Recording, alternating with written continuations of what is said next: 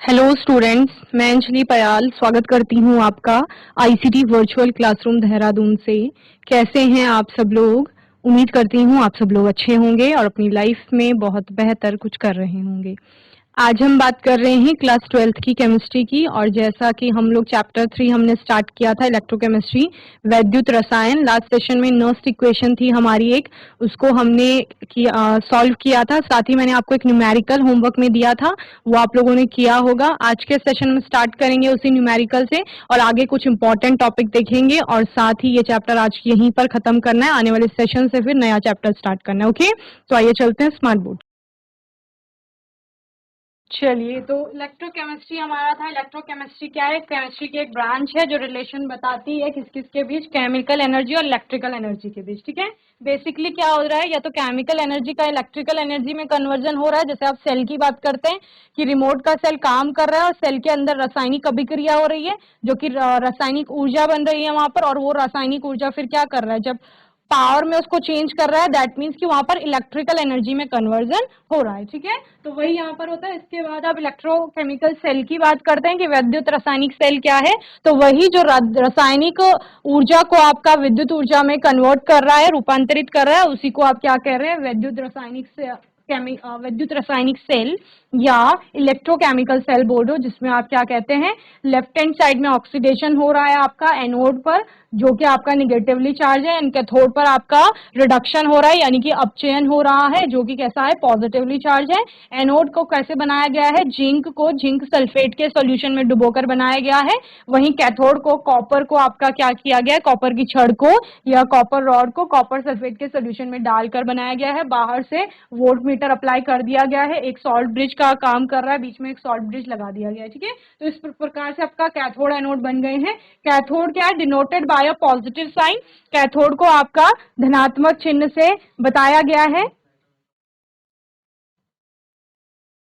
और एनोड क्या है, जिस पर आपका निगेटिव साइन है। ठीक है ना, और यहां से इलेक्ट्रॉन लिबरेट हो रहे हैं। साथ ही reduction reaction occurs in the cathode of an electrochemical cell. हमने क्या बोला, जो भी कैथोड है आपका राइट हैंड साइड पे, उस पर रिडक्शन हो रहा है, यानी कि अपचयन, और लेफ्ट हैंड साइड पे जो आपका एनोड है, जिंक से आपको जिंक की आप बनी हुई जिसे बता रहे हैं, उस पर ऑक्सीडेशन यानी ऑक्सीकरण उच्चयन की अभिक्रिया हो रही है। Electrons move into the cathode, यानी एनोड से कैथोड की तरफ को आपके इलेक्ट्रॉन आ रहे हैं, और electrons move out of the anode, यानी एनोड से बाहर निकल रहे हैं और कैथोड की तरफ को जा रहे हैं। प्रिंसिपल क्या है गैल्वेनिक सेल का, a spontaneous chemical process or reaction is used to extract cell energy which is then transformed to electric current. Okay, क्या हो रहा है, केमिकल प्रोसेस और रिएक्शन हो रही है जो कि सेल एनर्जी को एक्सट्रैक्ट कर रही है वहां पर से, और जिससे बाद में क्या हो रहा है, जिसका इलेक्ट्रिक करंट में बाद में ट्रांसफॉर्मेशन हो रहा है। पार्ट्स ऑफ गैल्वेनिक सेल हमने देखे थे, क्या क्या पार्ट है इसके, तो एनोड है इस पे, जिस पर ऑक्सीडेशन हो रहा है, कैथोड पर रिडक्शन हो रहा है, सॉल्ट ब्रिज है एक, जो जिसमें एक इलेक्ट्रोलाइट है, which are required to complete the circuit in a galvanic cell, जो किस लिए उपयोगी है, गैल्वेनिक सेल में सर्किट को पूरा करने के लिए। हाफ सेल्स हैं, हाफ सेल्स किनको कहा जा रहा है, अर्ध सेल, आपका एनोड और कैथोड को, मतलब एक एक साइड के, जिस पर ऑक्सीडेशन हो रहा है, जिस पर रिडक्शन हो रहा है, और एक्सटर्नल सर्किट एक अप्लाई कर रहे हैं, जिसको आपने कहा कि यहाँ पे वोल्ट मीटर लगाया गया है, conduct the flow of electrons between electrodes. तो इसी के द्वारा देखो यहाँ पर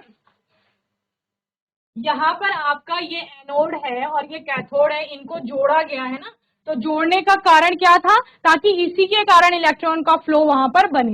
एक्सटर्नल सर्किट इसलिए लगाया गया है। देन लोड, लोड क्या है, a part of the circuit utilise the electron to flow to perform its function. ठीक है, इस प्रकार से आपका पूरा गैल्वेनिक सेल, जो कि इलेक्ट्रोकेमिकल सेल या डेनियल सेल, या फिर आप जिसको डेनियल सेल कहते हैं, उसका एक प्रकार है। ओके,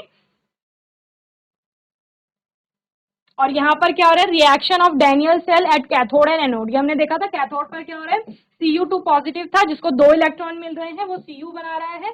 वहीं पर एट एनोड, एनोड पर क्या हो रहा है, जिंक था, जिंक 2 इलेक्ट्रॉन देकर के Zn2+ बना रहा है, और 2 इलेक्ट्रॉन कहाँ आ रहे हैं, ये 2 इलेक्ट्रॉन यहाँ से कॉपर पे आ रहे हैं। ठीक है, चलिए, सेल पोटेंशियल और ईएमएफ आप लोगों ने देखा था, जहां पर हमने क्या निकाला था, ये निकाला था, E naught cell is equal to क्या था, E naught cathode minus E naught anode आपका आ रहा था। नर्स्ट इक्वेशन आप लोगों ने देखी थी, नर्स्ट की इक्वेशन आपने कहा कोई रिएक्शन होगी, A plus B gives C plus D D. Okay, तो इस प्रकार से आपका ए है जो बी से अभिक्रिया कर रहा है, सी और डी बना रहा है, ठीक है। और उसके लिए आप लोगों ने नस्ट इक्वेशन किस प्रकार से निकाली थी, E cell is equal to क्या होता है, E naught cell minus R T upon N F log N, ठीक है, एल एन क्यू।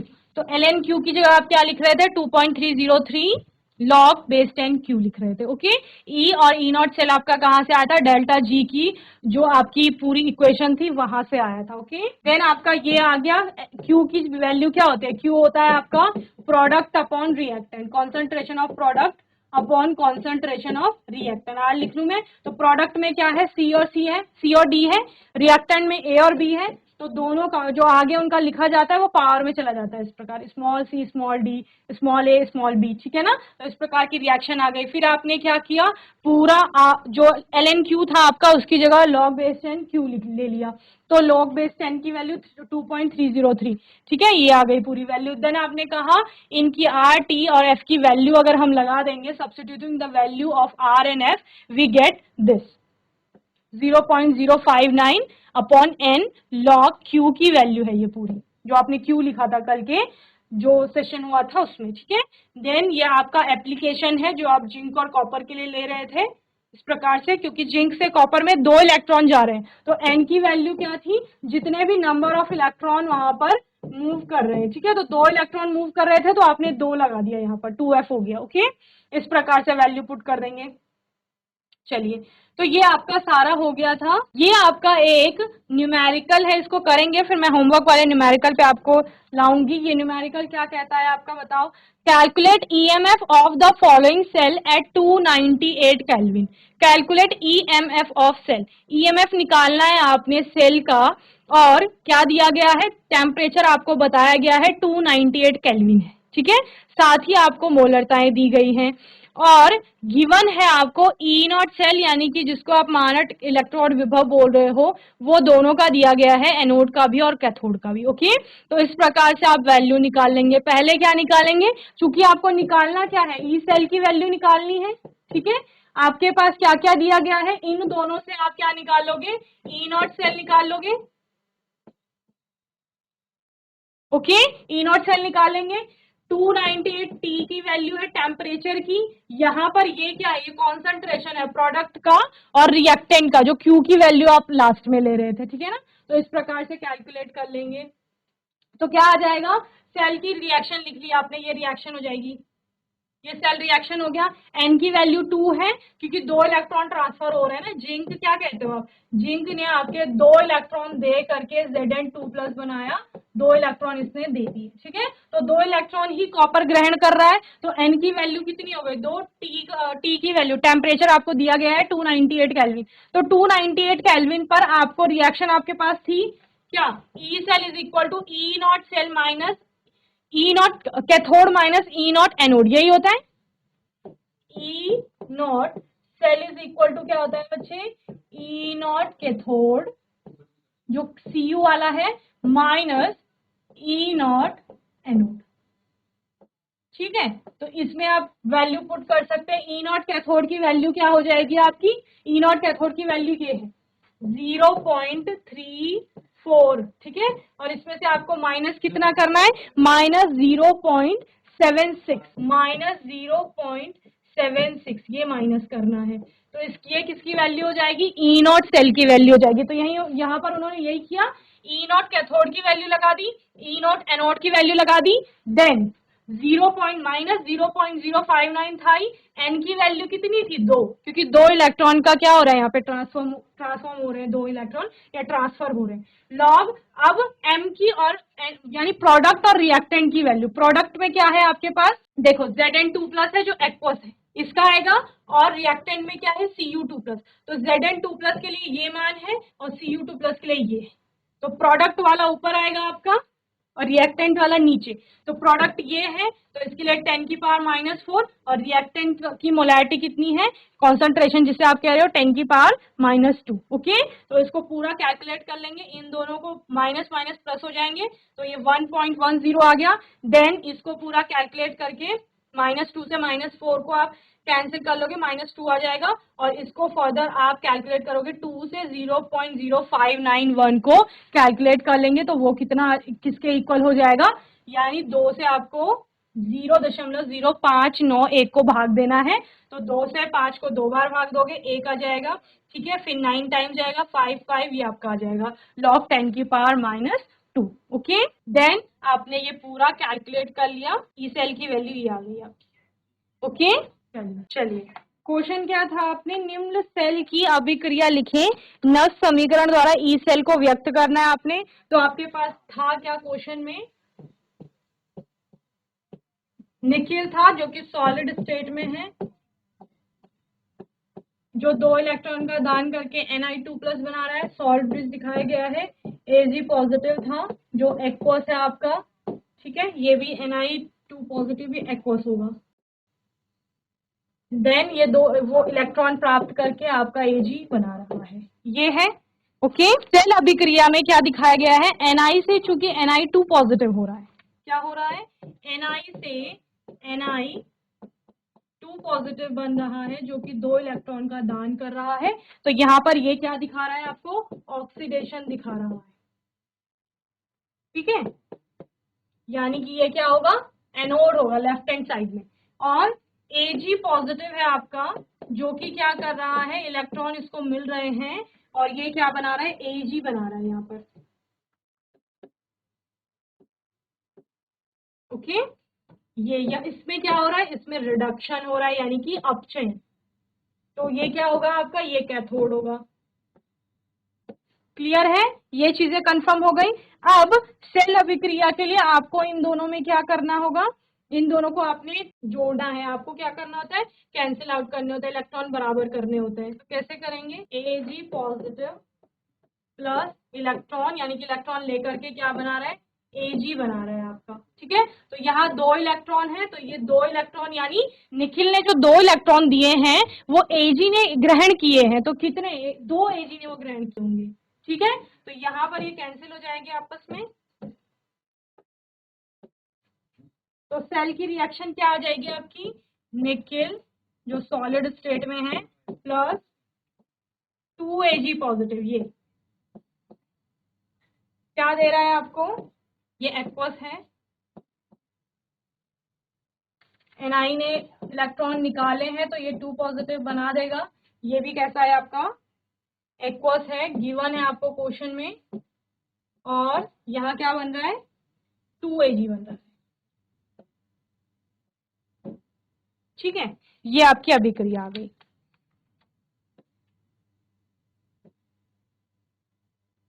पहला पार्ट ये था कि अभिक्रिया लिखनी है, अभिक्रिया आपने लिख दी। अब अभिक्रिया के लिए आपने क्या निकालना है, इस सेल की वैल्यू निकालनी है, ठीक है। जहां पर आपको ई सेल के लिए अभिक्रिया लिखनी है, वैल्यू तो आपको ज्यादा नहीं दी गई है पर आपको अभिक्रिया लिखनी है। तो आपके पास फॉर्मूला क्या था, E cell is equal to क्या होता है, E naught cell minus 2.303 upon NF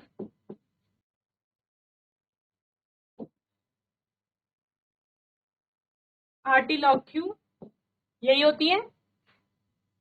then आप क्या करोगे, इसमें Q की वैल्यू लगा देंगे। Q की वैल्यू क्या होगी, प्रोडक्ट अपॉन रिएक्टेंट होता है, प्रोडक्ट में क्या लोगे, ये लेंगे और रिएक्टेंट में ये लेंगे, ठीक है। तो Ni2+ अपॉन क्या हो जाएगी, Ag+ हो जाएगा, ओके। और Ag की पावर भी आ जाएगी क्योंकि इसके आगे क्या लिखा गया है, 2 लिखा गया है।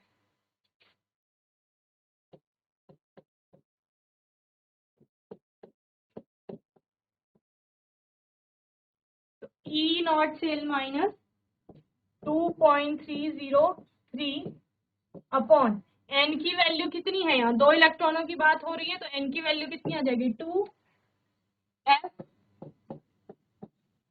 RT log product upon Q की वैल्यू क्या होती है, Q की वैल्यू होती है प्रोडक्ट अपॉन रिएक्टेंट। तो प्रोडक्ट में क्या है, Ni2 पॉजिटिव है और रिएक्टेंट में आपका 2Ag+ है, ठीक है ना। तो क्या आ जाएगा आपका कॉन्सेंट्रेशन Ni2+ अपॉन Ag+ की पावर 2। इसकी पावर 2 क्यों आई, क्योंकि Ag के आगे 2 लिखा गया है, तो वो 2 कहाँ चला जाएगा, आपका पावर में चला जाएगा। यही होगी आपकी क्या, रिएक्शन नॉस्ट इक्वेशन किसके लिए, जो आपको दिया गया था Ni और Ag की रिएक्शन उसके लिए। चलिए, तो आपको वो नस्ट की इक्वेशन याद रखनी है बस, और उसी में आप वैल्यू लगा करके E cell E naught cell जिसकी भी आपको वैल्यू निकालनी होगी वो निकाल लेंगे इजीली। ठीक है, चलिए चलिए, एक क्वेश्चन था आपका मोलर कंडक्टिविटी का, कि मोलर कंडक्टिविटी क्या होती है। तो मोलर कंडक्टिविटी या मोलर चालकत्व जिसे आप कहते हैं, चालकता जिसे कहते हैं, वो क्या है। Molar conductivity is the conductance property of a solution. ये क्या है, ये चालकत्व गुण या चालकता का गुण है किसी भी विलयन का, containing 1 mole of the electrolyte, जिसमें आपका 1 मोल इलेक्ट्रोलाइट विद्युत अपघट्य होगा, और it is a function of the ionic strength of a solution or the concentration of salt. It is therefore not a constant. ये कोई कांस्टेंट नहीं होता है, ये चेंज होता रहेगा। या आप क्या कहते हैं, किसी भी विलयन में जिसकी सांद्रता आपको दी गई होगी उसकी मोलर चालकता क्या होती है, उस विलयन के V आयतन की चालकता होती है। ठीक है, ये लाइन लिख लेंगे और वहां से आपका ये वाला फॉर्मूला आ जाएगा K/C, या एक फॉर्मूला होता है lambda m is equal to K into V। ठीक है, ये The following expression is used to mathematically represent molar conductivity, where K is the specific conductivity and C is the concentration in mole per liter, और V will be your volume. Okay, V आपका क्या हो जाएगा, आयतन हो जाएगा। यहाँ पर मोलर कंडक्टिविटी को आपने केसीएल सोल्यूशन का निकालना है, ये न्यूमेरिकल है आपके लिए, ये होमवर्क में करके आएंगे आप। मोलर कंडक्टिविटी को देख लेंगे एक बार।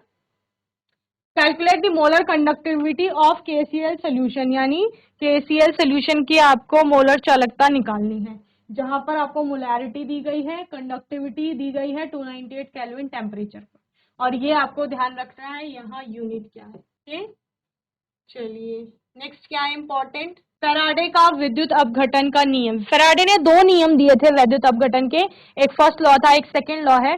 फर्स्ट लॉ आपका बेसिकली कहता क्या है, फर्स्ट लॉ कहता है कि जितना ज्यादा आप आवेश लगाएंगे वहां पर उतना ज्यादा जो विघटन होगा उसकी मात्रा बढ़ जाएगी। ठीक है, यानी बाहर से जो आप वोल्ट मीटर लगा रहे थे ना, तो बाहर जो भी आप आवेश देंगे उसको, जितनी ज्यादा विद्युत धारा प्रवाहित होगी या आवेश देंगे उतना ज्यादा पदार्थ वहां पर मुक्त होता है। ठीक है, इस नियम के अनुसार जब किसी विद्युत अपघट्य के विलयन में विद्युत धारा प्रवाहित की जाती है तो इलेक्ट्रोडों पर मुक्त पदार्थ की मात्रा विद्युत अपघटन में प्रवाहित विद्युत धारा की मात्रा के समानुपाती हो जाती है।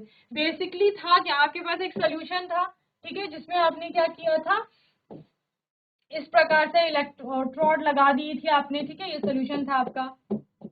वैद्युत अपघट्य सपोज ए और बी है, ए पॉजिटिव है बी निगेटिव है आपका सपोज। ठीक है, यहाँ पर आप इसको जोड़ देते हैं। ठीक है, आपने यहाँ बैटरी लगा दी, जितनी ज्यादा इसकी पावर होगी, जितना ज्यादा आप आवेश देंगे उतना ज्यादा यहाँ पर अपघटन होगा, और उतनी ज्यादा मात्रा में, ये पॉजिटिव था आपका कैथोड, ये आपका निगेटिव था एनोड। ठीक है, तो ये क्या होगा, उतनी ज्यादा मात्रा में पॉजिटिव इससे जुड़ने जाएगा, निगेटिव इससे जुड़ने जाएगा, तो उतनी ज्यादा मात्रा में एक्यूमुलेशन होगा वहां पे किसका, आपके इलेक्ट्रॉनों पर जो पदार्थ मुक्त हो रहा है उसका। ओके, तो इसके लिए W समानुपाती है, यानी मात्रा जो है किसके, Q के, और यहाँ पर समानुपाती का चिन्ह हटाने पर क्या आ जाता है, W is equal to ZQ। Z एक नियतांक आ जाता है जिसे विद्युत रासायनिक तुल्यांक भी कहते हैं। इसका मात्रा क्या होता है, ग्राम पर कूलम होता है, और Z Q की मात्रा क्या होती है, Q होता है आपका I इंटू T।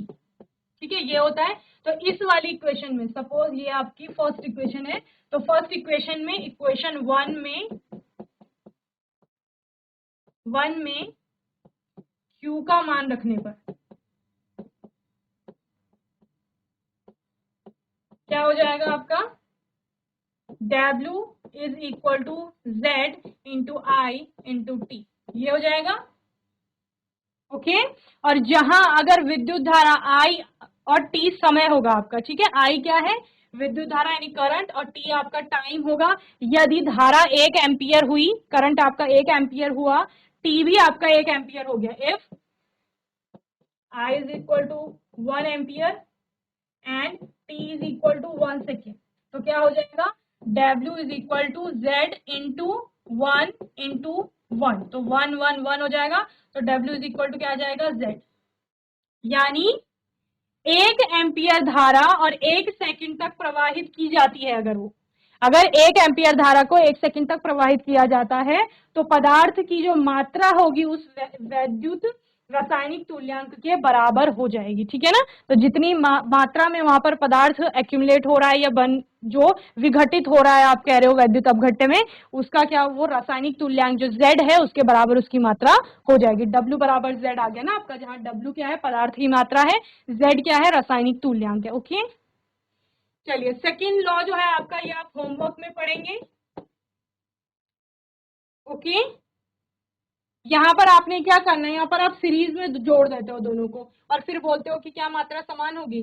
फैराडे का नियतांक ये देख लेंगे और विद्युत रासायनिक श्रेणी है आपकी, कोलराउस का नियम है एक, उसको आप लोग पढ़ लेंगे, ठीक है, वो इम्पोर्टेंट है।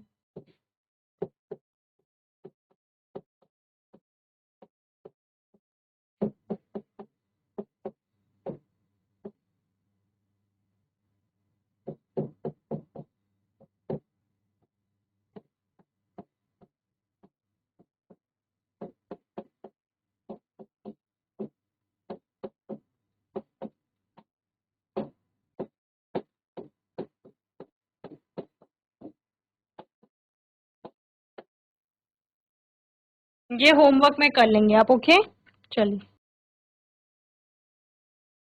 तो मैं उम्मीद करती हूँ आज का सेशन आपको अच्छे से समझ में आया होगा। कोई भी डाउट होगा, क्वेश्चन होगा, आने वाले सेशन में आप लोग पूछ लेंगे। अपने आने वाले सेशन में एक नए टॉपिक के साथ आएंगे। इस चैप्टर में आपको नस्ट इक्वेशन प्रिपेयर करनी है, कोलराउस का लॉ हो गया, कंडक्टिविटी में जितने भी हैं आपके, स्पेसिफिक कंडक्टिविटी हो गई, मोलर कंडक्टिविटी हो गई, उसको अच्छे से तैयार कर लेंगे। फैराडे का फर्स्ट लॉ मैंने आपको बता दिया है, सेकेंड लॉ आपको होमवर्क में करना है। उसके साथ साथ संक्षारण है यहाँ पर एक अच्छा टॉपिक, उसको भी तैयार कर लेंगे, ठीक है। आने वाले सेशन में नए टॉपिक के साथ आएंगे और तब तक के लिए आईसीटी वर्चुअल क्लासरूम से जुड़ने के लिए धन्यवाद।